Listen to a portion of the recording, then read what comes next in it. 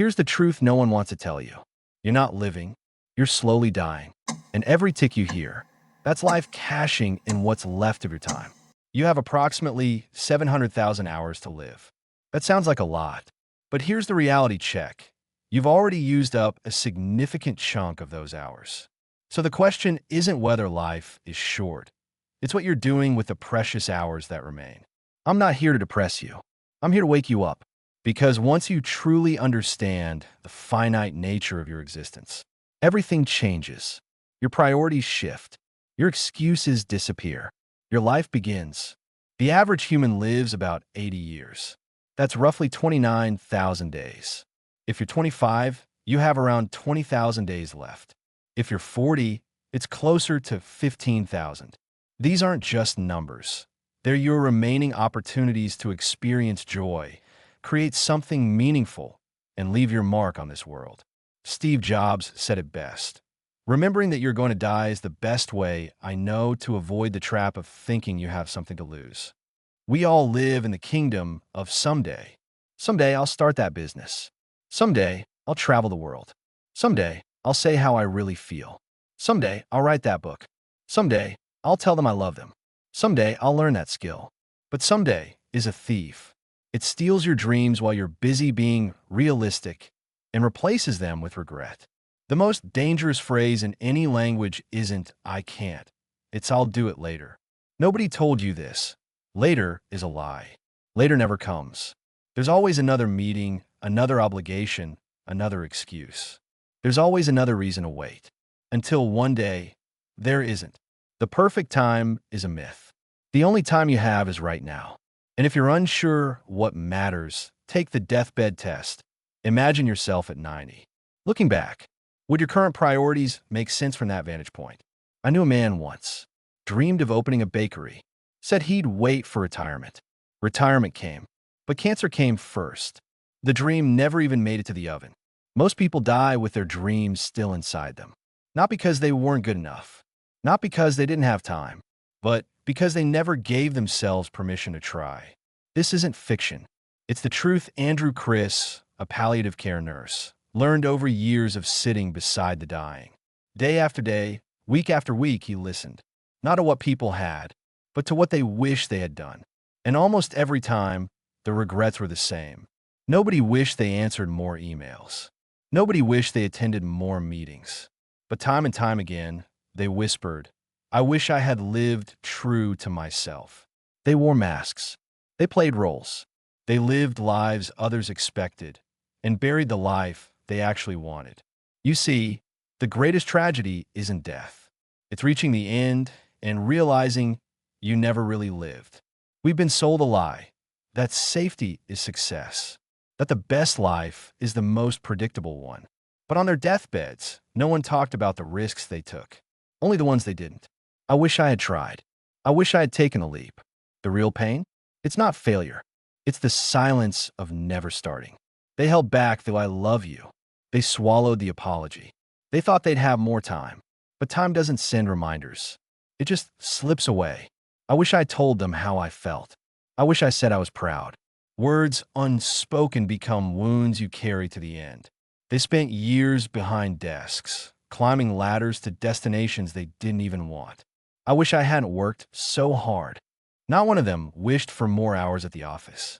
But many wished they had come home earlier, spent more sunsets with their kids, laughed more, even if it meant earning less. Chasing the next promotion? Ask yourself, at what cost? Fear wasn't just a feeling. It was the architect of their lives. It told them to stay small, to be quiet, to wait. I wish I hadn't let fear decide for me. Fear disguised itself as logic, as being realistic.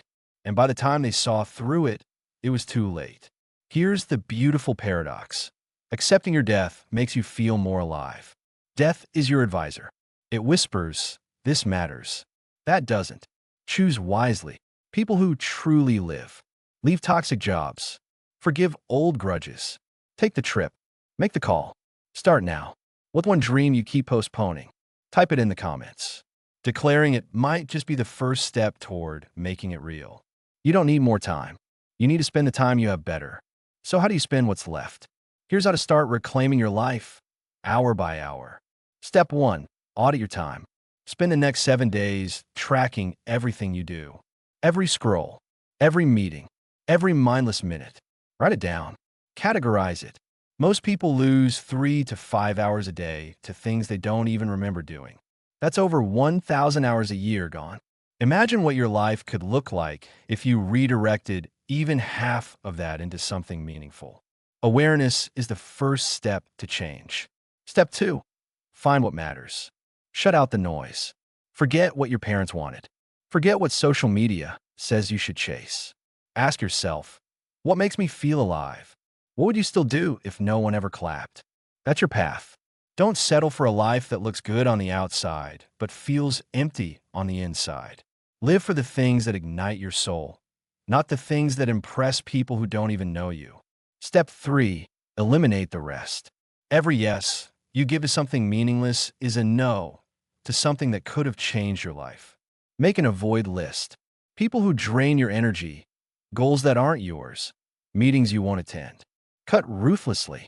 Say no to distractions, drama, shallow obligations, fake friendships, and outdated expectations. Stop watering dead plants. Create space so the right things can grow. And remember, disappointing others is okay if it means not disappointing yourself. You don't have to please everyone. Step 4. Invest in relationships. When the end comes, you won't wish for more money, more followers, or more likes. You'll wish for one more moment with the people who mattered. So text them, call them, forgive them, spend time with them. Build deeper connections, not wider networks. Be present, be kind, because at the end of the day, love is the only legacy that outlives you. Step 5. Embrace discomfort. Growth never comes wrapped in comfort. It's dressed in fear, uncertainty, sweat, and risk. That thing you've been avoiding? That dream that scares you? That's your next level trying to get your attention. Fear isn't a stop sign, it's a green light. It's your compass pointing toward transformation. The question isn't, are you ready? It's, are you willing? Willing to feel awkward, to fail, to rise, to begin again stronger. You won't get back the hours you've already lost. But the ones ahead, they're still yours. You might think you have time, but time has you. It's slipping away while you hesitate, while you make excuses. Every second that passes is a second you'll never get back. But here's the good news. You still have today. You still have this moment. You still have the power to choose differently. That dream you've been nurturing? Start today. That person you need to forgive? Call them tonight. That fear you've been avoiding? Face it tomorrow. That life you've been postponing? Begin it now. Your life is not a dress rehearsal. This is it. This is your one shot at existence, your brief moment in the cosmic spotlight. You can spend it scrolling through other people's lives, or you can live your own. You can spend it playing it safe, or you can spend it playing for keeps. You can spend it fitting in, or you can spend it standing out. You can spend it surviving, or you can spend it thriving. The choice is yours, but the clock is ticking. Life is short. Spend it wisely. Spend it boldly. Spend it like it matters, because it does. If this video made you think differently about your time, hit that like button and share it with someone sleepwalking through life. But don't just watch. Act. Go do one thing today your future self will thank you for. Remember, you have one life. Make it count.